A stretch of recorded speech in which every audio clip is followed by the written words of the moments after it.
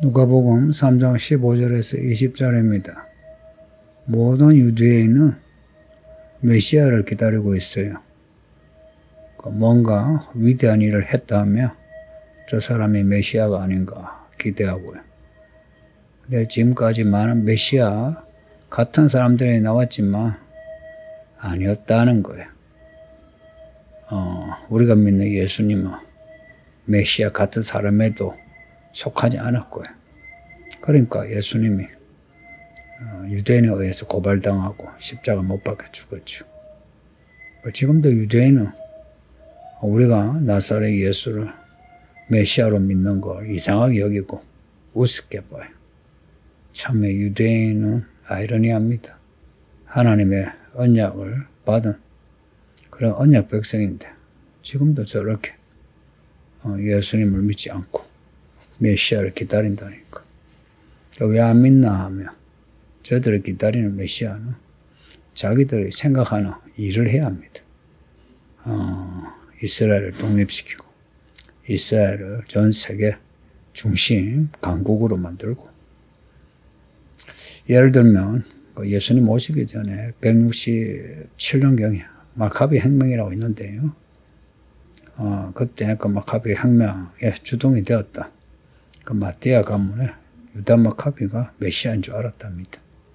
말하자면 대단한 일을 하니까 메시아인 줄 알았다는 겁니다. 독립운동을 펼쳤는데 성공했거든요.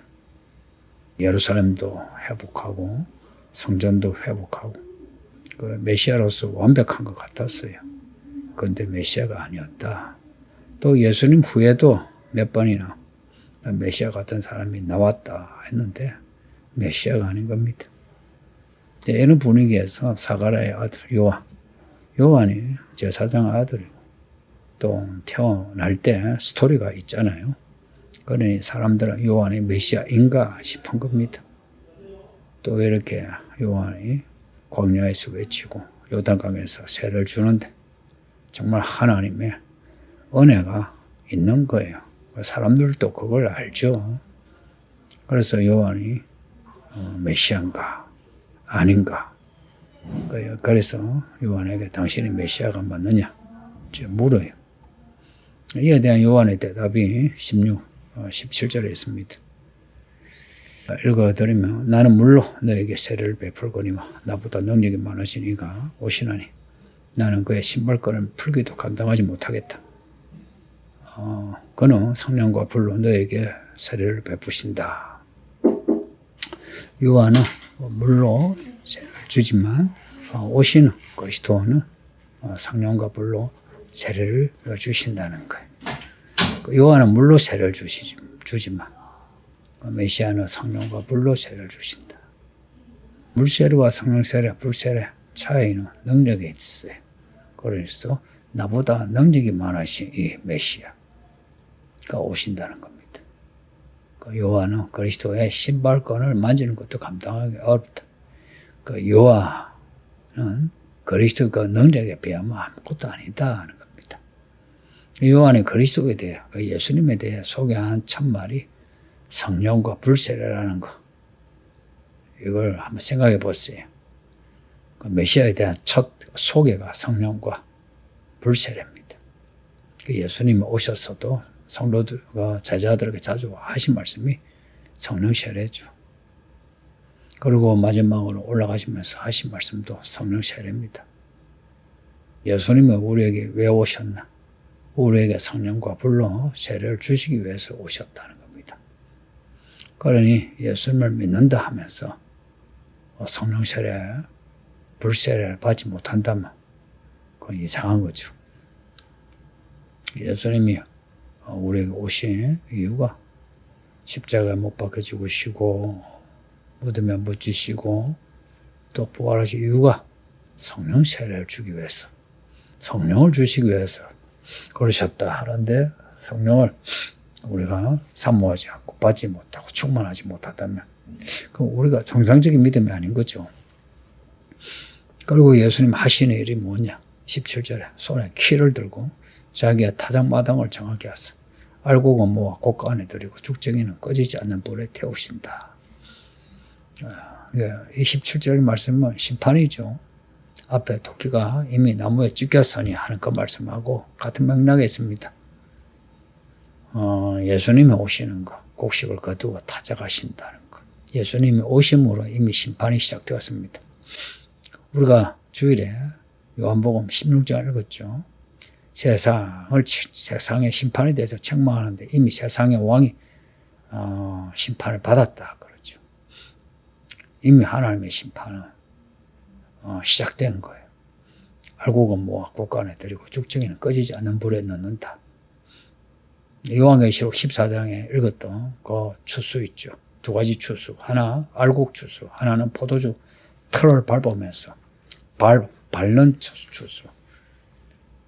그 포도주 틀은 진노의 포도주 틀입니다. 그 포도주 물이 나오는데 붉은 포도주가 나오는 거, 그 피가 흘러나오는 그걸 이제 그 모습을 심판으로 상징한 겁니다. 이미 토끼가 나무에 찢겼다. 그 요한의 말을 꼭 기억하세요. 장차 하나님의 심판이 이제 시작된다가 아니고 이미 하나님의 심판이 시작된 겁니다.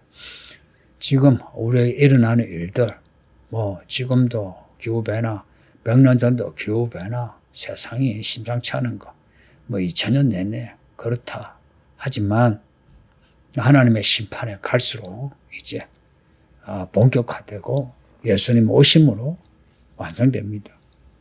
그래서 알곡과 죽정이 혹은 알곡과 가라지를 나누시는 겁니다.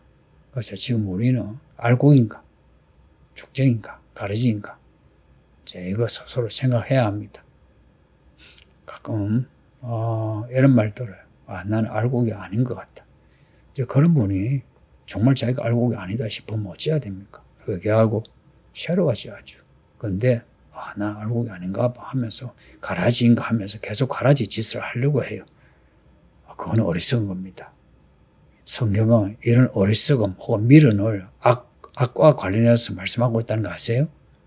미련하면 악해집니다. 지혜는 어려워집니다. 성도님들 똑똑하세요.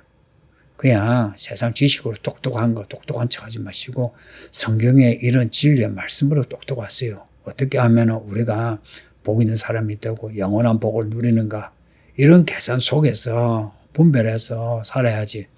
우리가 살던 대로 그냥 혹은 사람들이 가지고 있는 셈법, 그런 건 셈법으로 계산해서 살아가면 우리 인생 망합니다. 돈이 있어도 망해요. 오래 살아도 망해요. 그러니 성도님들, 이 말씀으로 지혜로우시기를, 이런 요한의 말 혹은 예수님이 전하신 복음을 들으면서 하나님의 뜻이 무엇인가 분별하면서 사는 겁니다. 이런 말이 어떻게 들리나 하는 거예요. 18절에 요한의 전한 그 말이 좋은 소식이라고 합니다. 좋은 소식은 복음이라는 겁니다. 복음. 근데 요한의 이야기에서는 좋은 소식이라 번역하고 있고요. 예수님이 전한 복음은 복음이라 번역해요. 같은 단어예요. 좋은 소식이에요. 18절에 나오는 백성에게 좋은 소식을 전했으나, 왜 좋은 소식이었어요? 이미 토끼가 나무에 찍혔다. 듣기에는 섬뜩하지만 왜 좋은 소식인가? 메시아가 오신다는 겁니다. 우리에게 좋은 소식은 딱 하나예요. 메시아가 오셨다. 그리스도가 우리 가운데 오셨다. 이겁니다. 요한이 전한 말이 많은데 가장 중요한 메시지 몇 개를 오늘 이 누가복음에 소개하고 있는 거예요.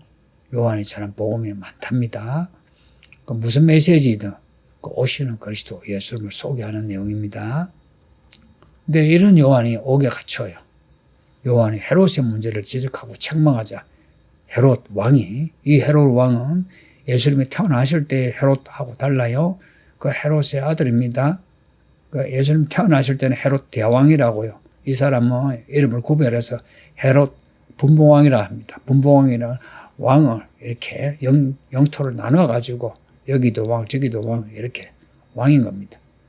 갈릴리 땅을 다스리는 분봉왕이에요. 그 헤롯이 요한이 자기 문제를 자꾸 사람들 앞에 떠들어요. 왕이 불륜을 저지르고 해서는 안 될 일을 했다고. 그 왕의 채통의 말이 아니죠. 그래서 헤롯이 기분이 나빠서 요한을 붙잡아 감옥에 가둬요. 그러니까 무슨 일이냐? 헤롯이 그의 동생 아내 헤로디아와 결혼했다. 동생의 아내와 결혼했다. 이 두 남녀가 둘 다 정치적 꼼수를 가지고 서로 결혼한 거예요. 여자도 못 됐고 남자도 못 됐고. 이걸 요한이 지적하니 두 남녀가 기분이 나쁜 겁니다.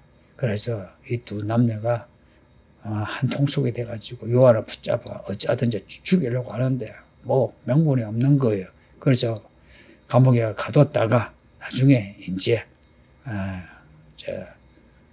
기회를 잡아서 요한을 죽여요. 요한은 죽게 됩니다. 이런 걸 보고 요한이 그냥 예수님만 소개하지 헤롯의 문제를 왜 말했나, 왜 어이없이 죽게 되었나 이런 말을 하는 걸 들은 적이 있어요. 그런 해석은 틀렸어요. 요한이 할 말을 했고요. 잡혀야 할 때 잡힌 겁니다. 구약의 선지자들은요, 왕의 문제예요. 그 왕은요, 하나님이 세우신 사람이에요. 그리고 그 유대 왕이 아니라 지금 우리 한국 사회의 대통령도 하나님이 세우신. 그래서 이들이 불의할 때에 교회는 가만히 있으면 안 돼요. 선지자적인 교회, 선지자적인 성도는요, 그런 불의에 대해서 못 본 척하지 않고 지적하고요, 비판해야 돼요. 요한이 그러다가 붙잡혀간 겁니다. 그러고는 죽어요. 이거는 붙잡힐 때 붙잡히고 죽어야 될 때 요한이 죽은 겁니다. 성경은 요한에 대해서 어떤 요한이 부족했다 말하지 않아요. 성도님들, 오늘 이 본문의 요한이 우리에게 말하고 있습니다. 그리스도가 주시는 성령과 불로 세례를 받으라. 예수님이 오신 게 우리에게는 좋은 소식이라. 왜? 그렇게 해서 이 땅에 하나님의 나라를 세우시는 하나님의 의를 우리가 가르쳐 주시는 겁니다.